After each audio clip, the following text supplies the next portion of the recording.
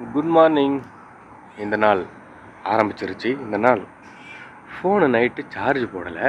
Charge அதுக்கே கொஞ்சம் இருந்துச்சு. எப்படி தான் தெரில, மொபைலே சுவிட்ச் ஆஃப் ஆகியிருந்திருக்கு. என்னோடய ரூம்மேட்டு தான் என்னை எழுப்பினார். அவர் வேலைக்கு போகிற டைம்.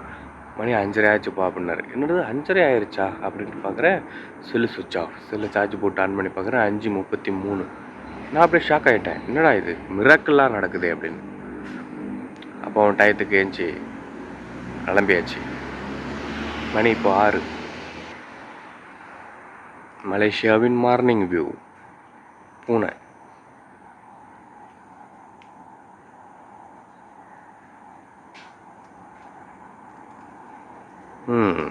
இன்றைக்கி ஒரு நாள் கண்டிப்பாக இங்கே இருப்பேன். நாளைக்கு இருப்பேன்னா என்னன்னு எனக்கே தெரியாது. நாளைக்கு டவுட்டு தான்.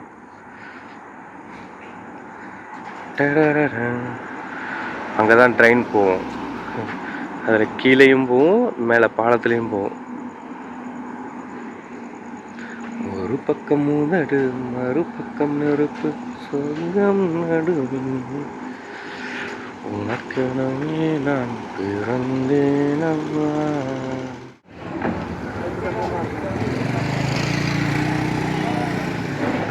அங்கதான் இருந்துச்சு எங்கள் கடை.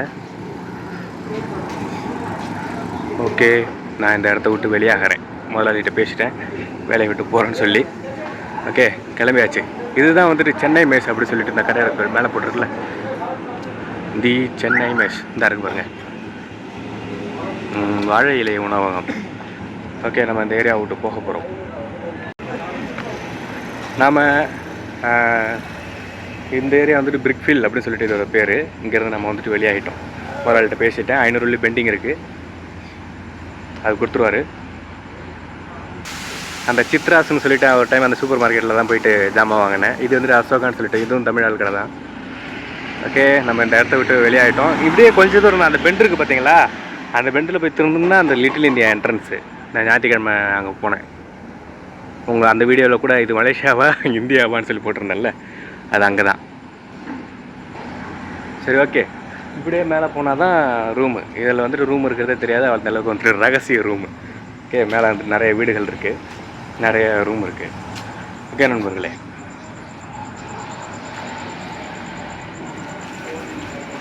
இப்போ நம்ம வேறு ஒரு இடத்துக்கு போகிறோம். நம்ம அங்கே போகிறோம். நான் அங்கே போயிட்டு நான் எங்கே இருக்கிறேன், என்னோடய கடை, என்ன அந்த ஏரியா, இதெல்லாம் நான் காட்ட மாட்டேன். ஓகே, ஏன்னா எங்கள் முதலாளி என்னை அதிதீவிரமாக தேடிக்கிட்டு இருக்கிறாரு, பழைய முதலாளி. ஓகே, அடுத்தது இந்த ட்ரம்ப் டேடு, அவன் கூட வந்துட்டு வீடியோ கண்டுபிடிச்சான்.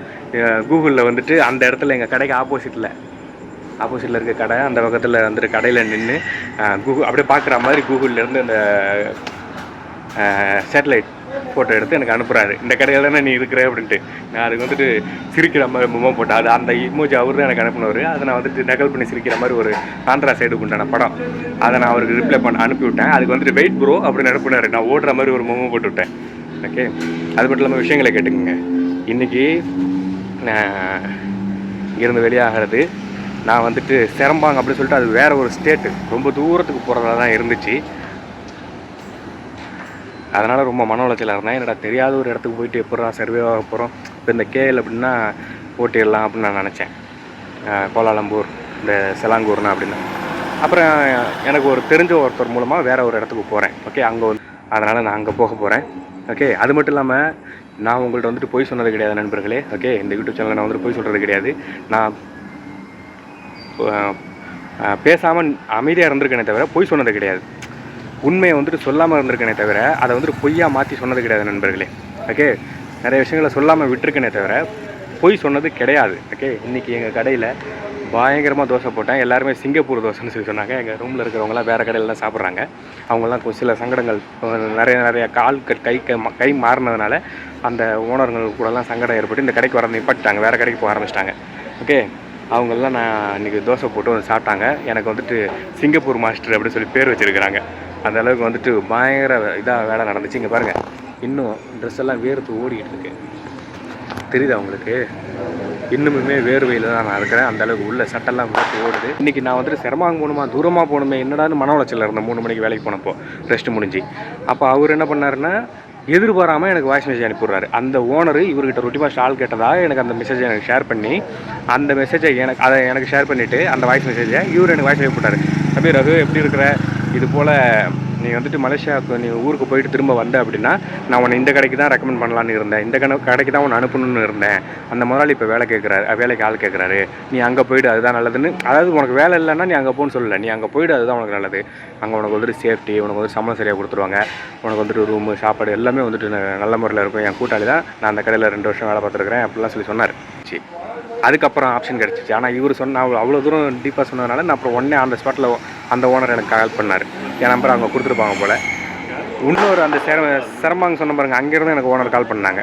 2 இடத்துலையும் வரேன்னு சொல்லிட்டு இந்த ஓனர்கிட்ட எனக்கு சம்பளம் பெண்டிங் நிற்கிது, அதை நான் என்னென்னு பார்த்து வாங்கிட்டு ஓனர் ரம்ஜான் வரைக்கும் இருக்க சொல்லுவார்னு நினைக்கிறேன் அப்படின்னு சொன்னேன். சரிங்க, என்ன ஏதுன்னு பார்த்துட்டு வாங்க அப்படின்னு தான் சொன்னாங்க. கடைசியில் ஓனருக்கு நான் வந்துட்டு இந்த இடம் ரொம்ப முக்கியமான இடம்னு தெரிஞ்ச உடனே, மனசுக்கு பட்ட உடனே நான் ஓனர்கிட்ட ஃபோன் அடித்து இது போல் செய்தின்னு சொன்னேன். நான் இன்றைக்கே வெளியாகிறேன் அப்படின்னு சொன்னேன். நான் என்னென்னு மொட்டைக்கிட்ட கேட்டுட்டு சொல்கிறேன்னா, அதாவது அவரோட பார்ட்னர்கிட்ட கேட்டு சொல்கிறேன் அப்படின்னு சொன்னார். இப்போ வேலை முடிஞ்சு போகிறதுக்கு முன்னாடி ஏதோ சில பிரச்சனைகள் அவரோட ஃப்ரெண்ட்ஸ் வீட்டில், அந்த பிரச்சனை விஷயமா அந்த ஏதோ பர்மிட் விஷயமா அது மாதிரி வந்திருந்தாங்க. இவ்வளோ நேரம் பேசிவிட்டு அதெல்லாம் சால்வ் பண்ணிவிட்டு போகும்போது நான் வந்து இது போலன்னா நான் இது போல் வெளியாகிறேன் அப்படின்னு சொல்லிட்டேன். இப்போவே வா அப்படின்னாரு. ஆமாம், நான் இப்போ வெளியாகிறேன் அப்படின்னு சொன்னேன். சரிப்பா, நீ இப்போ போ, உனக்கு போய் பாரு, உனக்கு பிடிக்கல அப்படின்னா உடனே ரிட்டன் வந்துடு, நீ எப்போ வந்தாலும் உனக்கு வந்துட்டு வேலை இங்கே இருக்குது, ஓகே, நீ வந்து நல்லா வேலை பார்க்குற, நீ நல்லா திறமையாக இருக்கிற, ஓகே, உன் மனசில் படுது, நீ அங்கே போகணுன்னு ஆசைப்படுற, இப்போ கடை நிலவரமும் சரியில்லைன்ற, உனக்கு மைண்டு செட் ஆகலை அப்படின்னும் போது உன்னை வச்சு வேலை பார்க்க முடியாது, நீ போய் பாரு, உனக்கு செட் ஆகலைன்னா உடனே ரிட்டன் வந்துடு, நீ என்றைக்கு வந்தாலும் இந்த கடையில் உனக்கு நான் வேலை கொடுப்பேன், உனக்கு வந்துட்டு வேலை இருக்குது, யார் கொடுக்குறனோ இல்லையோ அப்போ யாராவது இங்கே வேலையில் இருந்தாலும் அவங்களை வெளியாக்கிட்டு நீ வர்றேன்னா உனக்கு வேலை கொடுப்பேன்னு சொல்லி சொன்னாங்க. இது எல்லாமே உண்மை நண்பர்களே. ஓகே, எதிர்பாராமல் ஒருத்தர் வந்துட்டு எனக்கு அந்த ஹெல்ப் பண்ணார். அடுத்தது எங்கள் முதலாளி எனக்கு இது போல் இப்போ சொல்லி இப்போ தான் கடைசாய் வாங்கிட்டு போயிருக்காரு. காலையில் நான் வந்து இந்த ஏரியாவில் வந்துட்டு பேச போகிறதில்ல, காலையில் இந்த இடத்துல தான் நின்று கழுத்தில் சார்ஜர் போட்டுட்டு உங்கள்கிட்ட பேசினேன் 6 மணிக்கு. இப்போ மணி 10:32. சரி, ஓகே, இங்கேருந்து பயணிப்போம்.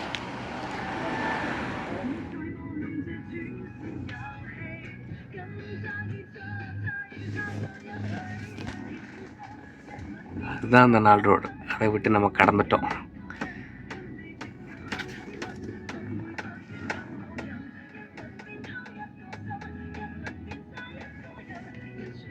இவங்க சீனாவை சேர்ந்தவங்க இந்த அக்கா.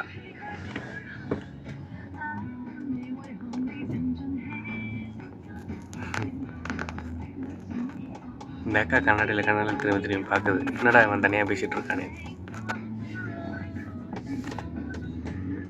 Tak ada, tidak ada kerja-kerja je, tak ada macam ni.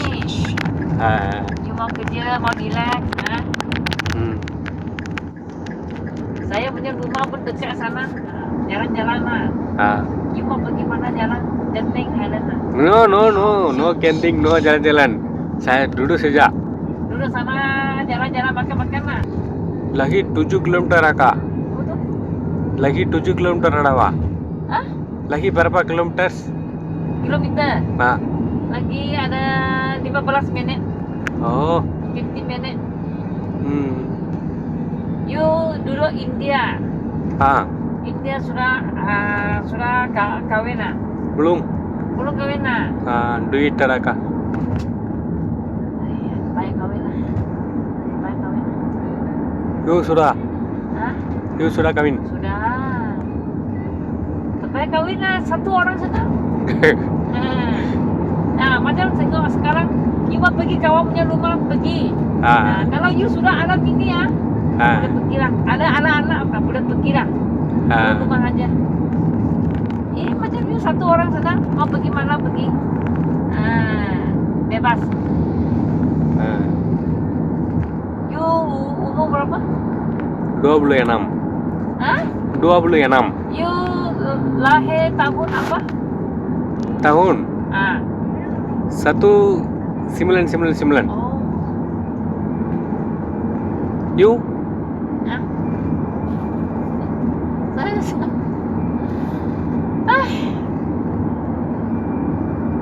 Sudah tua lah. Oh. Berapa? You tengok berapa? Saya muka tak tengok. Ada berapa adik-beradik?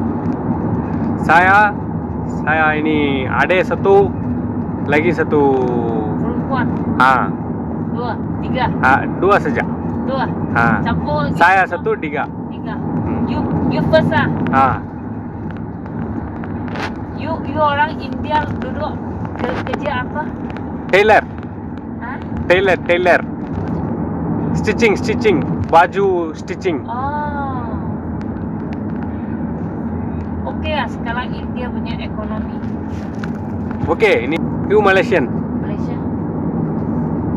But you kampung Cina. Tak ada lah. Malay. Sama sini lah. Oh, saya dengar you Cina. Cina lah.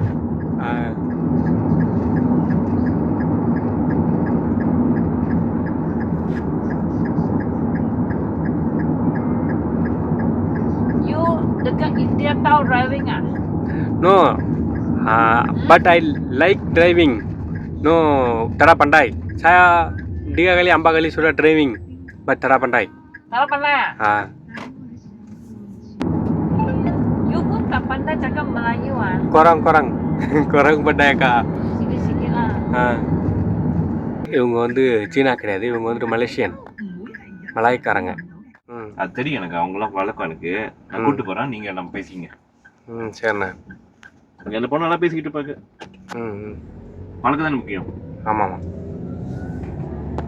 நான் போயிட்டு அங்கே போய் இது ஏன் ஊரு சில இருக்காங்க, நீ பொழைக்க வந்த கட்டத்தை கூப்பிடுறது இருக்கு, கூட்டம் இருக்கு, கொஞ்சம் இல்ல கூட்டம் இருக்கு. அந்த கூட்டம் ஆனா வந்து இவனுங்க பிளாங்கர் அருமையா போடுவாங்க. அது நானே சொல்றேன், நான் தமிழன் பிளாங்கர் வந்து கதையே இல்லை, பேசி பார்க்க தான் திமுறா இருப்பானுங்க, ஆனா பழக்கம்னா நல்லா பழக்கானுங்க. எனக்கு பார்த்துருக்க மாட்டீங்க, ஏன்னா பிரீஃபீல்டர் செஞ்சீங்க பிளாங்கர் குறவா இருக்கும். இங்கெல்லாம் வந்து மாமாக்கள்லாம் போனீங்கன்னா பிளாங்கர் நல்லா பழக்கானுங்க, அவனுக்கு ஒரு கதை இல்லை. பாய் பிர்க்ஃபீல்ட். நாம் வர வேண்டிய இடத்துக்கு வந்துட்டோம் நண்பர்கள்.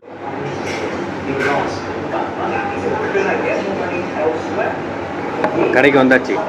நைட்டு 8 மணிலேருந்து காலைல 8 மணி வரைக்கும் வேலையாம். இப்போ நாளைக்கு நைட்டு தான் வர மாதிரி இருக்கும். நாளைக்கு ஃபுல்லாக பகல் முழுக்க மூச்சுட்டு தான் இருக்கிற மாதிரி இருக்கும். இப்போ மணி நைட்டு 2 மணி. இந்த நேரத்துலையும் கூட்டம் அள்ளிக்கிட்டு இருக்குது. நைட்டு தான் கூட்டமாக இருக்குமா இந்த கடை, பகலெல்லாம் கூட்டம் இருக்காராம். இந்த நேரத்துலையும் நைட்டு 2 மணிக்கு இவ்வளோ கூட்டம் இருக்குது. நல்லா பெரிய கடை. சரி, ஓகே. நைட்டு 8 மணிலேருந்து காலைல 8 மணி வரைக்கும், 8:15 to 8:15 நினைக்கிறேன். ஓகே, பார்த்துக்கலாம். இந்த நாள் முடிஞ்சிச்சு. தொடர்ந்து பாருங்கள். எல்லோரும் பார்த்து பத்திரமா இருங்க.